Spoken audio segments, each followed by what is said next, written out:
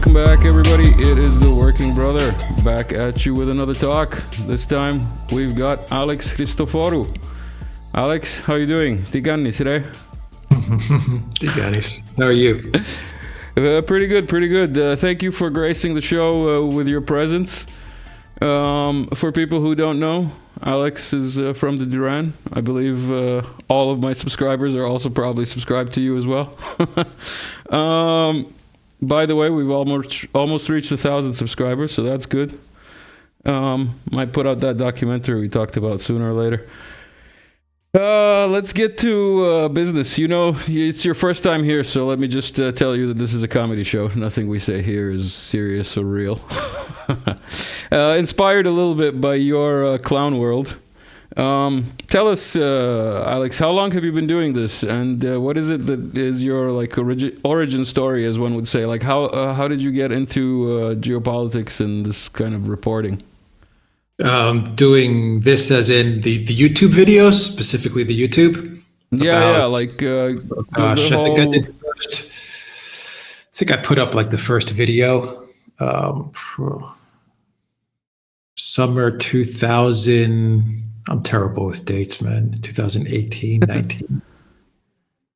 One of those years, either 18 or 19. Was it like a specific political event or geo event that put you onto it? No, at first I did. At first I started to do videos of just I think one of the first videos I did was on Macron or something. Something happened in France, and I covered Macron in like a weird video format. Like I had the tripod, and I was standing in front of the tripod with a handy cam mounted on the tripod, and then I did a video from a coffee shop just using my old MacBook headphones. The headphone was the mic, and I was just sitting on the terrace of a coffee shop in Limassol at the time, and I just started to do a couple of videos in that format.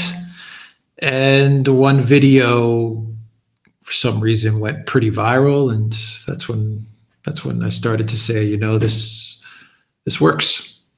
And that was it. Yeah. And I just started to do the videos and then talk. And what's your educational background? Are you like economics, business? Nice. Yeah. Nice. So yeah, like I mentioned, Clown World is one of the inspirations for this show. You do that regularly. One of the most recent Clown World reality things is the Ukrainian escalation in terrorism. How do you feel about the thing that happened in Cyprus? I'm going to play some video of you in the background walking around that Cyprus thing. Well, we still don't know exactly what happened, to be quite honest. Actually, I think Maria Zakharova, the spokeswoman for the Ministry of Foreign Affairs, I actually think she put out a Telegram post a couple of days ago because there was a story that ran in Cyprus, and I think it got picked up by the Russian media channels, which outlined how the Cyprus military is helping to train Ukraine soldiers in creating bombs or something like that. I mean, to be honest, I haven't had time to really dig into the story, but it was something like that. Like what Cyprus is doing, because the EU is forcing them to do it, essentially, and they have to do it, is that they're using their resources to train the Ukrainians in creating bombs or stuff like that. And this got picked up in the Russian media, and they are making connections that perhaps training these Ukrainian guys to create bombs is what might have happened at the cultural center, but we don't know. I mean, what I'm saying right now is something that happened just a day or two ago. And I just want to make it clear that I haven't dug into the story. So what I'm saying could be a little off as well. But with the Cyprus Cultural Center, as far as the police and the investigation, we don't have anything yet. Yeah, but as like somebody who covers, the escalations as they've come, over the past year and a half, um, did you think Cyprus was in the target list?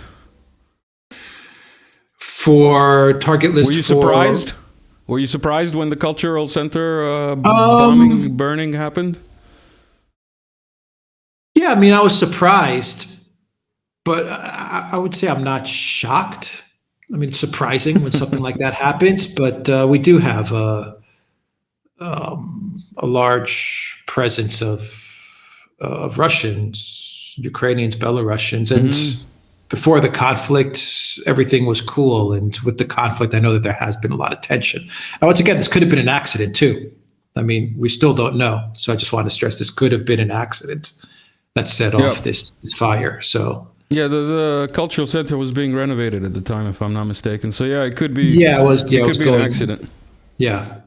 Another thing that I wanted to touch upon, considering you also mentioned it just now, I lived in Cyprus as avid viewers. I studied there, as I told you and I shared before on the channel. But the point is, I know that there's a lot of Russians, as you mentioned, that lived in Cyprus even way back when I was there. So I assume the numbers have only grown now after all of that's happened. And my question to you is, what percentage of them do you think are Russians, and what percentage do you think are anti-Russians? If you understand what I'm getting at. Oh, I don't. Yeah, I don't know what the percentage of anti-Russians. I mean, there is a large group of Russians that live in Cyprus because they wanted to get away from Russia because they were against the Putin government and they wanted to move their money out. But saying that, there are a lot of Russians. I would say the majority is probably not like that.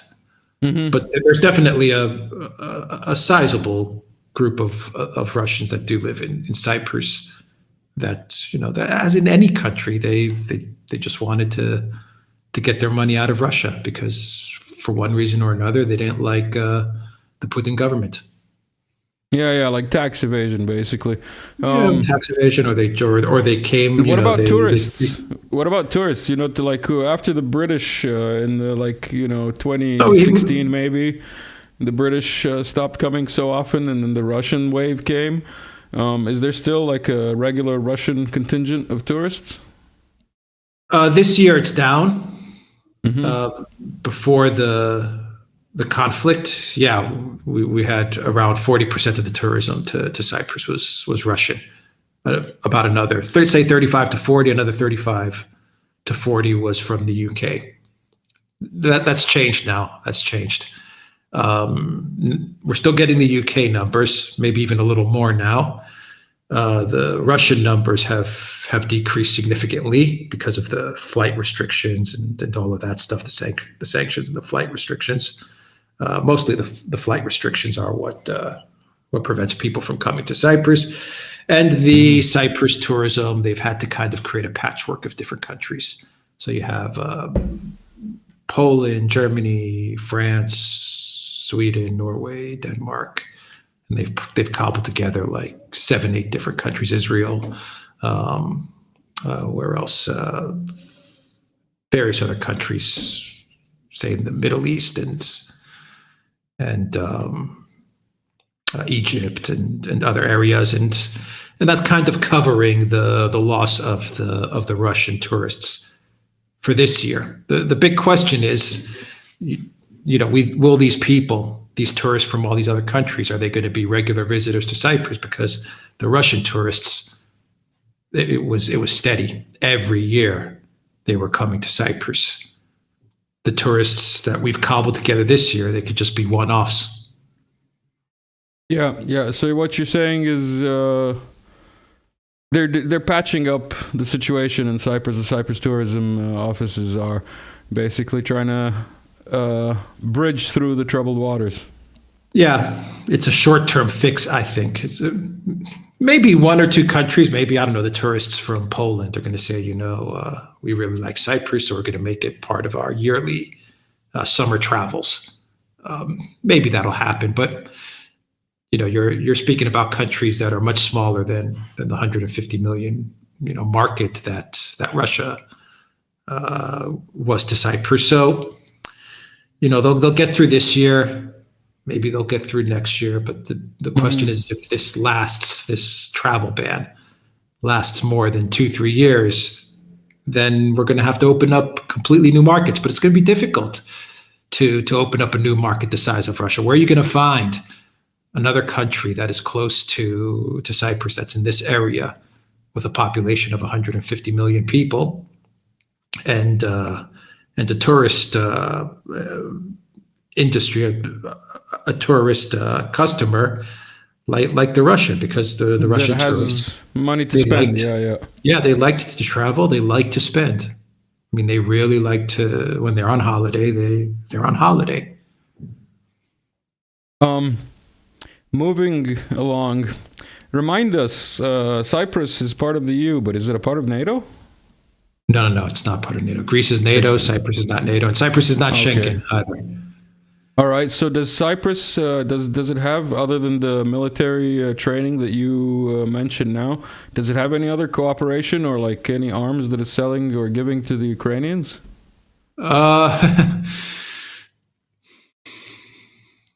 Cyprus and Greece, yes, I think they have given. I think Cyprus has given, but they've managed to give as little as possible. That's just, I'm not 100% on that either. I just recall reading that in the beginning, Cyprus did give weapons. Greece, I know, definitely gave.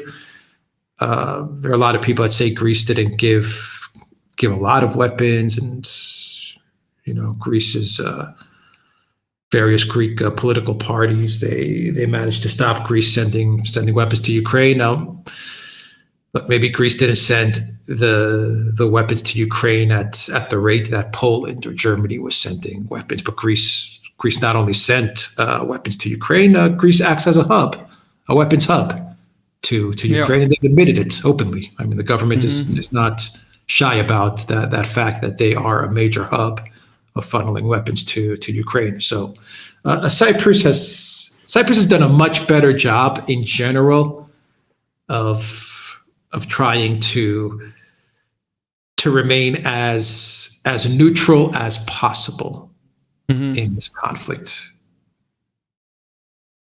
Yeah. Kind of like Serbia. Yeah, I mean, like Serbia, but we have to. For example, we had to close our airspace because the EU dictated it, and we have to place sanctions on Russia and come up with all these regulations because the EU forces us to. Serbia not being in the EU, they don't have to deal with that stuff. But Cyprus, all of those, yeah, those details. Ukrainian escalations. I don't know where to start. Like, should we start from Nord Stream, which was obviously done by the Russians, or should we start from the Kremlin with the drone strike against themselves, or should we start with like Daria Dugina and that other guy, Tatarsky? Yeah, well, Nord Stream was done by some guys on a boat. So that's Ukraine affiliated group. I think Ukraine. Ukraine affiliated guys on a boat, or anti-Russian, anti-Putin Russian nationalists. That's the other story. But we got the one from the Washington Post that dropped yesterday, which is that this was actually Ukrainians who reported to Commander Zaluzhny. They're the ones that actually. Oh, really? I missed that. That was posted on the Washington Post yesterday. So. Zaluzhny is proving. It must be true. Yeah, exactly. Or the person that pretends to be Zaluzhny, the guy that was at the science fair in Odessa last week. That guy's proving to be a very convenient asset in explaining these interesting sabotage stories. Pin it on the guy at the science fair. What about the dam? Look, the dam is, my opinion on the dam is I think it's pretty clear that Ukraine did it. I mean, I don't, there's some people that say it's an accident. A lot of analysts thought, okay, that's one narrative. Russia did it. That's another narrative. And then the Ukraine did. I think if you look at all all the evidence and who benefits the most, and the type of action that was done kind of falls in line with what Ukraine does in general. The past actions that they've taken in the past, it's I think it points to Ukraine, but who knows? We'll have to wait for that investigation, which we will not get. But if we had an investigation, I think it would point to Ukraine. But do you think that and Tucker Carlson being taken off air and a couple of other weird things that have been going on, including the stuff in Kosovo, are all part of the Ukrainian counteroffensive? I actually read an article this morning where a Ukrainian official said that the counteroffensive is actually the Ukraine military preventing Russia from going on the offensive. So I was like, well, that's a new one. I'm like, that's interesting. That's hilarious. I have not seen or heard that before. Look, the counteroffensive, in all seriousness, here's the deal. Here's the deal with the counteroffensive. Ukraine is throwing spaghetti against the wall. They're attacking in multiple areas, like all over the place. They're attacking all over the place. It's like a boxer or a fighter that's just swinging, just throwing everything at the opponent. And they're hoping to land a punch. Once Ukraine manages a breakthrough somewhere, which I think, it's a significant force that they have across the front line, it's probable that they'll break through somewhere. If and when they do break through somewhere, that's when you're going to get the announcement the counteroffensive has begun. They're waiting for them to break through in one area. Which area? Ukraine they're just throwing punches. They're throwing tons of punches all over the place, throwing spaghetti against a wall, whatever sticks. Then they're going to concentrate everything in that one direction. They'll punch through. They'll announce that they've launched a big counteroffensive. And I just want to tell everyone that's watching this video, prepare yourselves. This is all joking aside. Prepare yourselves, because when they break through, the mainstream media, the collective West officials, they're going to go absolutely crazy. I don't know if I can curse on these videos, but I don't know either. They're going to go bat-ass crazy. Crazy. They're going to lose their shit. The stories that are going to come out are going to be beyond nuts. So everyone needs to prepare themselves. The thing that I want to point out as you bring that up is the unbelievable level of synchronization between all of the levels of the propaganda and the narrative that's being pushed, not only in the English language, but and not only in the professional media sphere, but across the YouTube videos, across all kinds of people who are experts and so on. And it's like you said, we should be prepared. Look, everyone that's watching this, I'm telling you, I'll even say this on my video tomorrow, because I'm thinking about this as well. I'm looking at what Ukraine is doing on the front lines. If and when it happens and they break through, the media is they're going to go nuts. They are going to go nuts. Putin's government is crumbling. Russia's falling apart. Russia's going to be broken up in 16 pieces. The Russian military is in tatters. The Russian economy is in tatters. Putin's a failure. Zelensky is king. Brilliant military strategy. Ukraine is going to win. I mean, it's going to be madness. It's going to be madness, and people need to prepare for that, because there's going to be a lot of doomers and gloomers are going to be like, "Oh my God, what's happening?" Yeah, Moscow's going to fall tomorrow. There's going to be a lot of regular. Yeah. Yeah, that's part of the war, though. Their strong card in all of this is the media, is the info space. Like you said, they'll amplify this stuff everywhere. Yeah, this has been the only thing that they've controlled basically from the beginning is the narrative in the large sphere. But as soon as Russia makes actual gains on the ground, then that's a different story. By the way, everybody, I'm not crazy or blind, and this is a technical glitch with my camera. We had a little scheduling error, Alex and I. I thought he was in my time zone, but he Time zone wasn't. difference, yeah. So I had to set up everything rather quickly. So I don't even have everything that I wanted to set up for this talk. But let me touch upon the subject of Cyprus. Or actually, before we get on to Cyprus, I just want to bring this up because this came up. Slavingrad had a picture of a Ukrainian boy saving his dog, and it turned out to be a Ukrainian boy who was actually in Serbian floods 9 years ago. Like the original photo.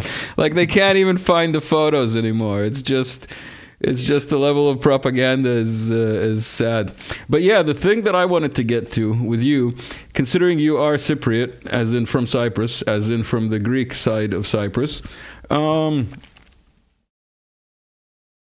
tell people here about your take on the whole Cyprus issue, including a little backstory, and I'll try and find some maps in the background while you talk. Okay. That's going to need a whole video, man. Yeah, but look, like Cyprus just is like, Cyprus is. Let me just throw in some conspiracy theory comedy there. When I lived in Cyprus, I heard that the British basically pulled out the day before moved their ships. The British and the Americans moved their ships to the southern side of the island so that the Turks could invade in the 70s. Was it 76? Am I remembering correctly?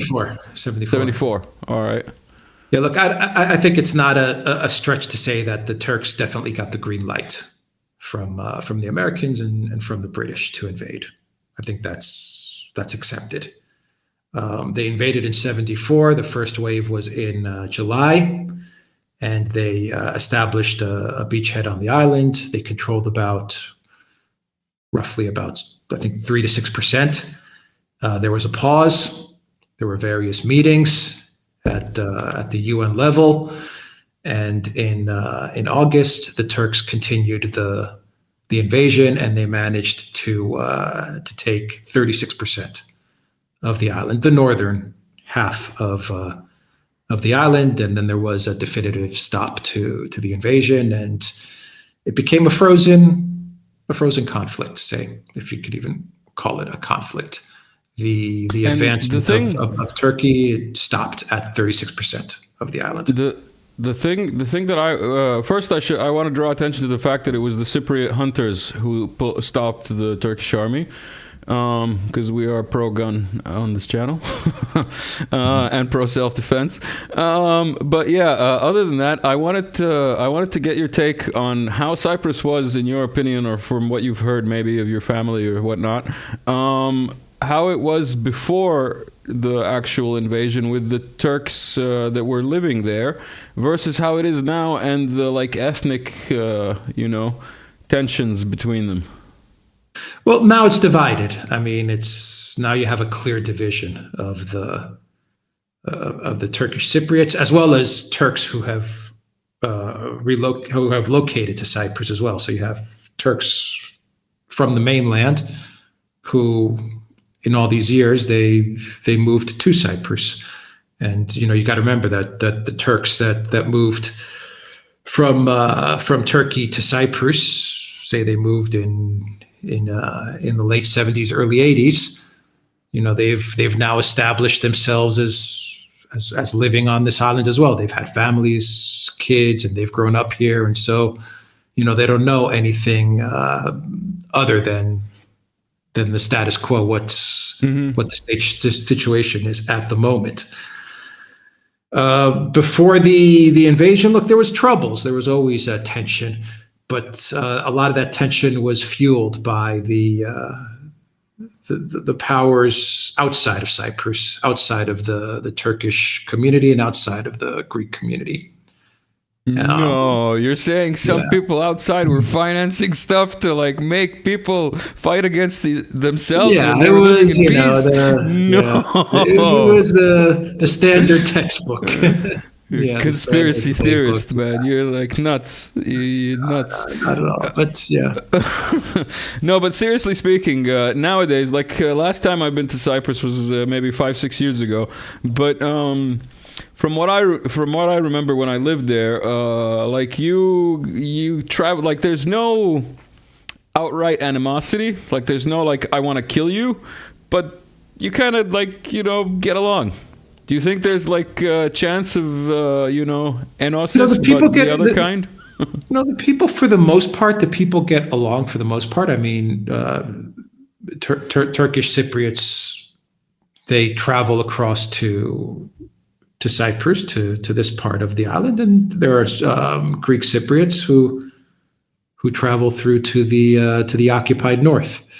I think sometimes you do have to make a bit of a distinction between, say, the Turkish Cypriots who are originally from this island and who lived with everybody on this island. I mean, the Turkish Cypriots with, say, Ethnic the Turks that moved. Yeah. The Turks who moved from Turkey to The Cyprus. settlers, But, one could call yeah, them. the settlers. But even that, over the many decades now, I mean, 40, 45 plus years, Yeah. that line is starting to blur out as well. I mean, it's, over so many decades of occupation, it's a difficult situation now to distinguish between the various communities, which are the people that have originally been in Cyprus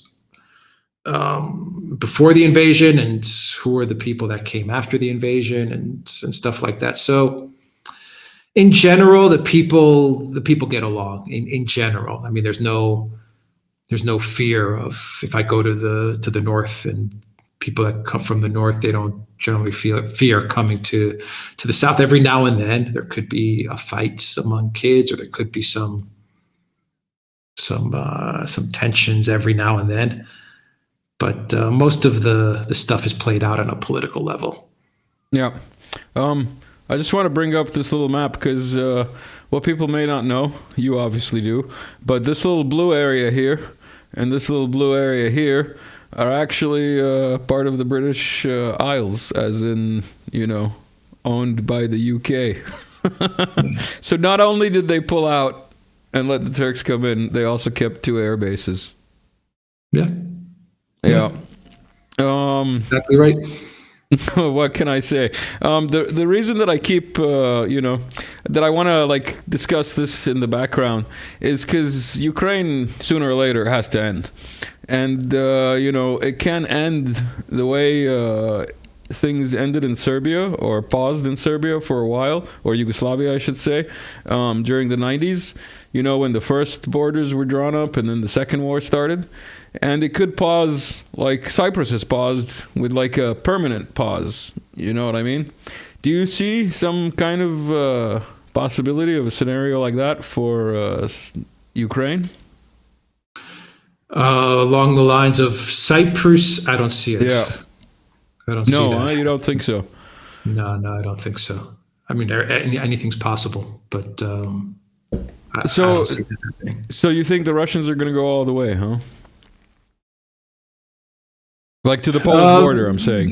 Well, I think the Russians will go to where they've game planned to go, which I think none of us really know, but I think the Russians have an understanding where they want to go. If I had to take a guess, I would say it's going to definitely be Odessa and Kiev. Now, if they go further, I don't know. I think a lot of people are saying, yes, they have to go all the way to the Polish border.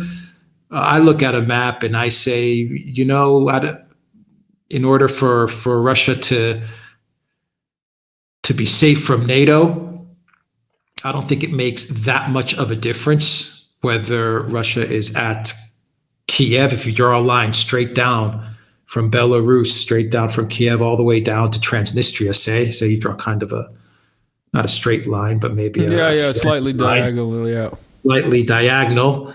I think Russia is very safe with that setup, maybe even more so than if they go actually to the Polish border.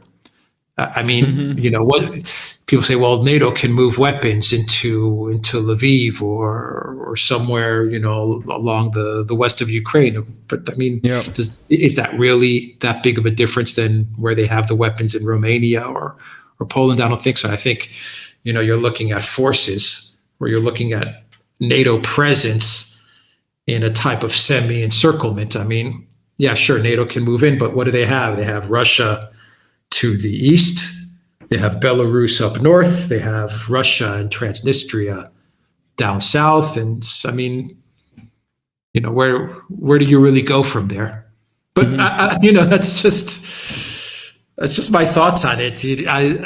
I go back to what Putin said in the beginning of the SMO. He didn't signal that he has much of a desire to deal with the west of Ukraine. Yeah. That's why I was even thinking that could be the northern Turkish occupied Republic of Lvov. Look, it'll be a country. It'll probably be Ukraine. I imagine the collective West will call it Ukraine. If I had to take a guess, they would say that's Ukraine, and they would say that's the legitimate government of Ukraine, and that's the legitimate country of Ukraine, and we don't recognize anything outside of that. But go on, yeah. No, I mean, at this point in time, what would Russia care? I mean, they're already out of the system, so I don't think they particularly care too much what the West thinks anymore. Yeah. That's definitely true. I wanted to get your take because recently we had a guest on, George. We have a video link. I'll leave it somewhere. Where we talked about the arrest of Gonzalo Lira and some of the things that can be gleaned from the several arrests and the surveillance state that's been implemented in Ukraine as part of the DIIA app and all the electronization of all the everything. I just wanted to get your take because you've had him on before and you've mentioned him in some of your walk and talks about having no updates. So I just wanted to ask if you've got any news or any takes or any ideas or opinions on the subject. Look, I don't think anyone has an update. I mean, for someone to say they have a knowledge of what's going on, I think unless it's Zelensky himself coming out and saying I have an update, I don't think anyone has any idea what's going on with Gonzalo. The last that I know about Gonzalo is what you know, is what we all saw on video. TV. I mean, I do, TV. Yeah. I mean, I know that if you're a U.S. citizen, definitely applying pressure to your state representative does deliver results. I mean, from what I understand from multiple emails that I've received and conversations that I had with U.S. citizens who have contacted their representative, it does seem like their state representative is contacting the State Department and bringing up the case of Gonzalo Lira to the State Department, but which is the proper protocol there. But I mean, once it goes to the State Department, what happens? Yeah. I mean, we don't know. Even if every state senator calls up Blinken and tells him, what are we doing with this American citizen Gonzalo? I mean, I just picture Blinken as just taking the file and just, putting it at the bottom of it, locking it up. Yeah. There's no interest at this moment to deal with Gonzalo. If the U.S. wanted to, they could make one phone call to Zelensky and Gonzalo would be out in 10 seconds. And, the best course of action would be to deport Gonzalo. I have no problem with Ukraine if they had gone to Gonzalo's apartment and they said, okay, pack your bags. You're the fuck out. You're being kicked out of the country because, you're talking smack about our supreme leader. Do you know why he didn't leave at the beginning? Was he not allowed to leave after his first arrest? Look, or did he stubbornly choose to stay because of spite? Look, I think it's my own opinion and what I know, I think it's a combination of both. He was arrested. I'm one of the people that actually I have his first arrest documents. Mm-hmm. Yeah. So I mean, and I've said it before. Alexander has said it. I think Gonzalo has mentioned it. The documents that I have are real. Yeah. Okay. So I remember when it came out. You came on a couple of places and mentioned that you were he contacted you and he sent you the things. Yeah. So I have so the first arrest was real. There was a house arrest. Mm-hmm. Those documents state that he has to remain in his residence. So there's that element as to why he remained in Kharkov. I think there was a part of him. Was it like limited? Was it like a 3-month house arrest, or was it indefinite? Or was it until not the clear? trial was set? Until the trial was set. Okay. Yeah. Okay. Yeah. Now there was now I believe there was a part of him, and this is just my speculation from speaking with him and having conversations with him. I've never met him in person. I just want to be clear about that. It seemed to me that he was someone that liked Kharkov. He liked living in Kharkov. He had a lot of love for the city and respect for the people in Kharkov. And I think there was also a part of him that wanted to see this thing through.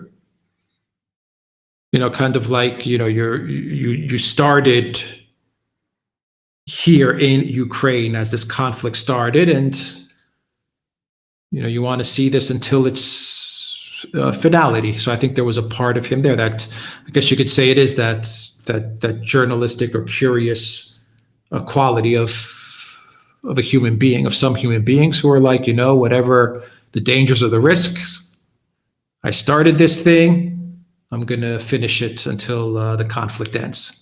And I want to be here to see that. So I think there's that component as well. So I think it was probably a combination of many things as to why he remained.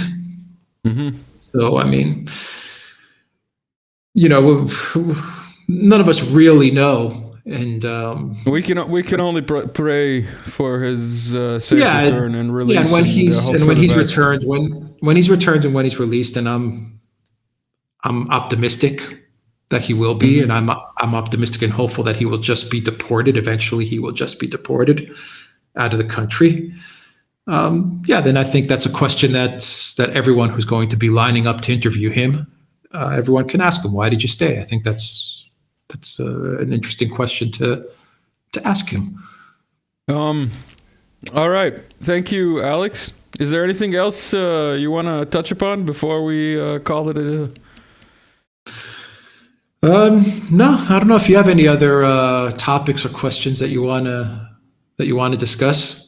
I think for the first talk we've covered enough, gotten people to get some ideas of both who you are and your perspective, and your opinion on the Cyprus issue, as well as the fact that you don't think that it's possible in Ukraine. What can I say?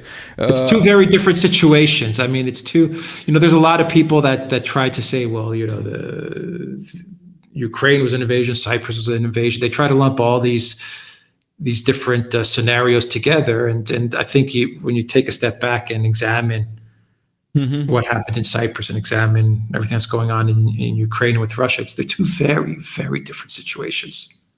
Yeah. Yes, they both have roots in a coup d'état.